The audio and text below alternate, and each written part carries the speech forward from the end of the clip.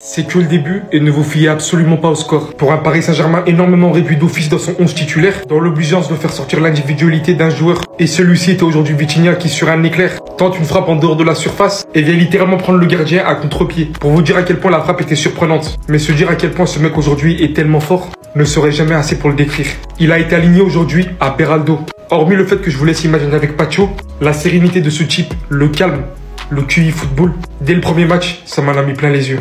En charnière avec Pacho, ça peut être plus que solide. Un Paris Saint-Germain énormément dominateur, mais qui aurait pu également se faire punir très facilement. Le retour a été effectué avec succès. Je vois désormais pour la suite, je vous dis cash, un grand enchaînement. Si c'est à la hauteur de l'objectif fixé par Luis Enrique qui voulait gagner une deuxième Ligue des Champions, le Paris Saint-Germain devrait alors facilement encore une fois rouler sur cette Ligue 1 et avoir beaucoup plus de liberté pour les autres compétitions. D'ailleurs, j'ai oublié d'en parler, mais Gonzalo Ramos, il a failli mettre un but de fou. Et d'ailleurs, il en a mis un autre, mais cette fois-ci refusé. Aujourd'hui, ça voulait pas pour lui, mais franchement, qu'est-ce qu'il est talentueux. Je le dirai toujours, pour moi, ce type-là, dans un autre grand club, il pourrait exceller.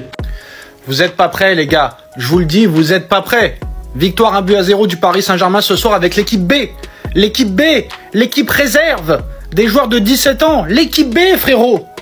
L'équipe B, on gagne 1-0 tranquille, sans forcer. Zabarnyi, phénoménal. Zabarnyi, c'est la Tour Eiffel, c'est l'Arc de Triomphe, c'est la muraille de Chine.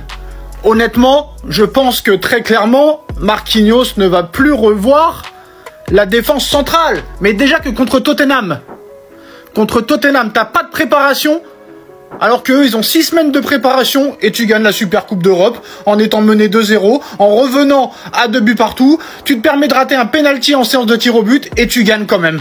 Et là, ce soir, tu te permets de mettre l'équipe B, 77% de possession de balle, et tu gagnes quand même 1-0 tranquille. Donc j'ai envie de te dire, pour la suite des événements, ça va être une boucherie.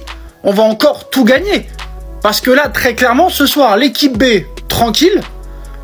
Quand Hakimi va rentrer, il va retrouver son niveau. Quand Mendes va rentrer, il va retrouver son niveau. Quand Pacho va rentrer avec Zabarnyi à côté. Quand Joao Neves va revenir avec Vitinha et Fabian Ruiz. Doué, Dembélé, Barcola, Kvaratskhelia, Ramos et j'en passe. S'il y a encore 2 recrues qui viennent d'ici là, là, franchement, mon frère, vous n'êtes pas prêts. On va tous vous marcher dessus. Peu importe comment vous vous appelez. On va vous marcher dessus. Parce que là, c'est la séance d'entraînement que vous voyez, contre Tottenham, contre Nantes. C'est les matchs de préparation. Les vrais matchs ne sont pas encore arrivés. Qu'est-ce que ça va être à la fin de saison? Une boucherie, les gars. Vous n'êtes pas prêts. Coupe de France, Trophée des Champions, Championnat, Ligue des Champions, encore une fois. C'est fait, c'est officiel.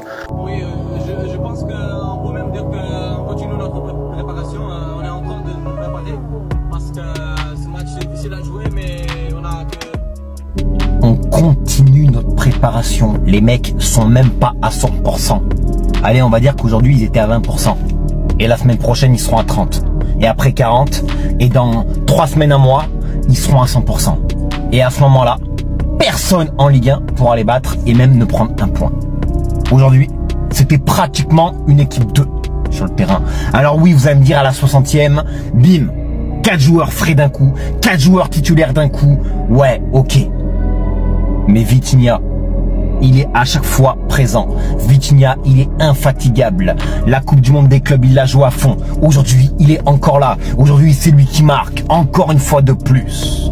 Maintenant, parlons de cette équipe de Nantes. Je suis pas inquiet pour la suite. Cette équipe, aujourd'hui, a fait un très bon match. Et j'ai entendu beaucoup de personnes, moi, depuis quelques semaines, me dire « Fifi, je suis inquiet pour Nantes. On a perdu beaucoup de joueurs. » Et ben moi, je suis pas inquiet pour Nantes. Parce qu'aujourd'hui, j'ai vu un joueur très intéressant qui est sorti un peu trop tôt, à mon sens. Benatab, un joueur que je ne connaissais pas. Aujourd'hui, il a fait une masterclass de match. Alors, ça m'embête un peu qu'il soit sorti. J'aurais voulu le voir 90 minutes. En plus de ça, avec un Ablin sur le terrain.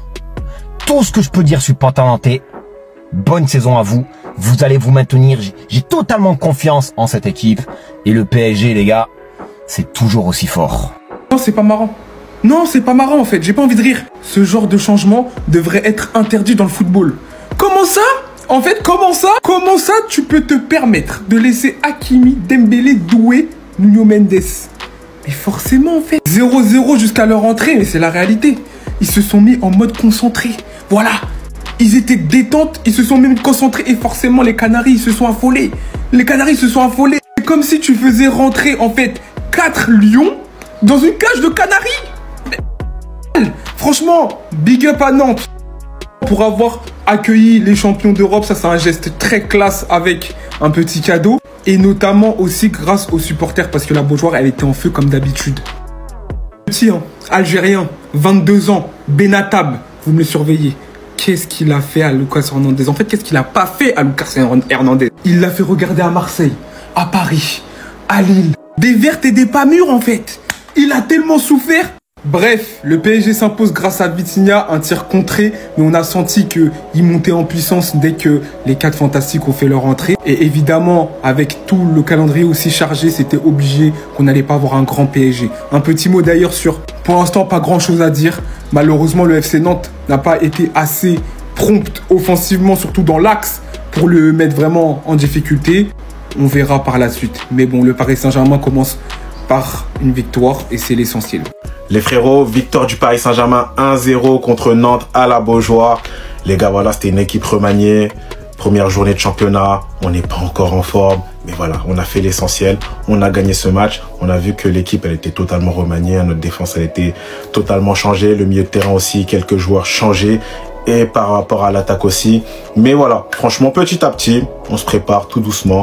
C'est un but de Vitinha contré. Voilà, c'était pas un grand match. Mais moi, je m'attendais à ça directement. Beaucoup de personnes se posaient des questions sur la charnière centrale de ce soir. Ilian Zabarnyi a fait son premier match.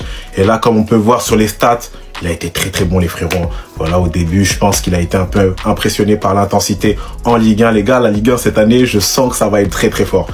Faut pas oublier que l'entraîneur de Nantes, c'est l'entraîneur de Dunkerque de la saison dernière.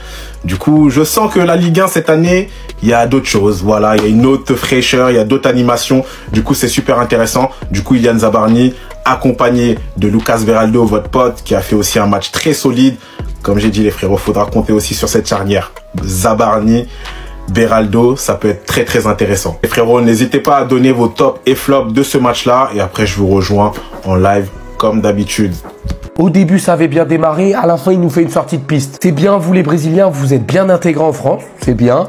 Et en plus de ça, vous êtes chrétien. Pas bien. En fait, t'aurais dû t'arrêter à l'intégration parce que c'est vrai que Marquinhos, il s'est super bien intégré. Le mec, il parle un français si parfait, qui parle même mieux que certains Français qui sont nés en France. Et après, de lâcher, en plus de ça, vous êtes chrétien. Là, on te suit plus. Ça se voit que tu fais du hors-piste, que tu vises des gens. Surtout que t'étais juste censé féliciter Marquinhos et le PSG pour leur victoire en Ligue des Champions. Bref, j'ai hâte d'avoir sa réponse à ces polémiques parce que là, il est dans une sauce. Sinon, on va quand même parler de foot. Victoire du PSG 1-0 dans la difficulté. Ça se sent qu'ils ont eu une grosse saison l'année dernière, qu'ils n'ont pas eu beaucoup de temps de préparation.